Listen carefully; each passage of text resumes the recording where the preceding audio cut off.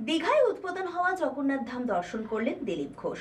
আমন্ত্রিত ছিলেন অন্যান্যরা, যেমন বিরোধী দলনেতা শুভেন্দু অধিকারী সহ বিজেপি সাংসদ এবং বিজেপি বিধায়কেরা। কিন্তু দিলীপ ঘোষ বাদে যাননি কেউই। এই বিষয়ে অবশ্য দিলীপ ঘোষ জানিয়েছেন, দিলীপ ঘোষ অলওয়েজ স্পেশাল। মঙ্গলবার রাতেই দিলীপ ঘোষ জানিয়েছিলেন সময় করতে পারলে তিনি দীঘায় যাবেন। রাজ্য প্রশাসনের তরফে তাঁকে আমন্ত্রণ জানানো হয়েছে। বুধবার দীঘায় উদ্বোধন হওয়া জগন্নাথ ধাম দর্শন করলেন দিলীপ ঘোষ।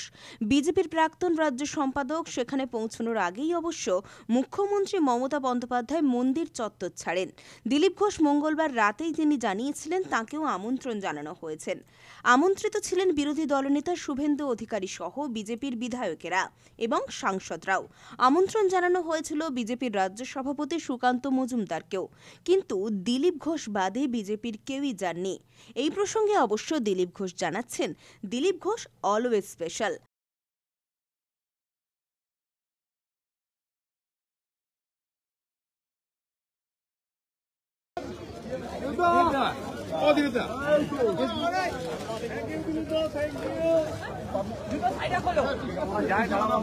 দেখা যাচ্ছে না। জয় বাংলা।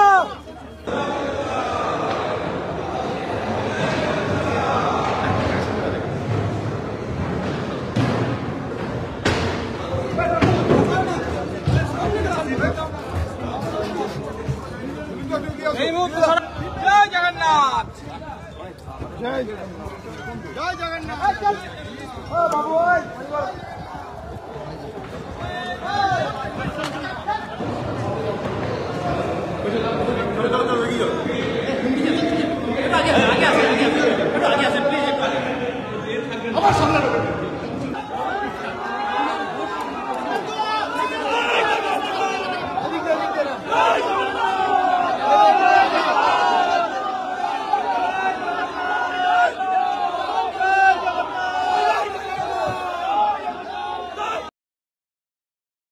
পুলক বেদার রিপোর্ট, খবর BCBS।